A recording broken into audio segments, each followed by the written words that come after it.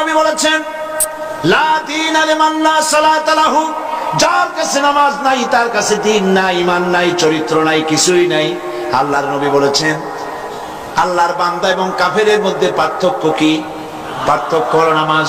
যে নামাজ পড়ে সে আল্লাহর বান্দা, যে নামাজ পড়ে না সে ব্যক্তি কুফরি করলো। মান তারাকা সালাতান মুতাআম্মিদান ফাকাদ কাফারা, ইচ্ছে করে যে নামাজ ছেড়ে দিল সে কুফরি করলো। বলেন নাউজুবিল্লাহ। আদমশুমারিতে আপনার নাম মুসলমান থাকতে পারে, ভোটার লিস্টে আপনার নাম মুসলমান থাকতে পারে, পাসপোর্টে আপনার নাম মুসলমান থাকতে পারে, কিন্তু আপনি নামাজ পড়েন না, আল্লাহর কসম আল্লাহর খাতায় আপনি মুসলমান নন।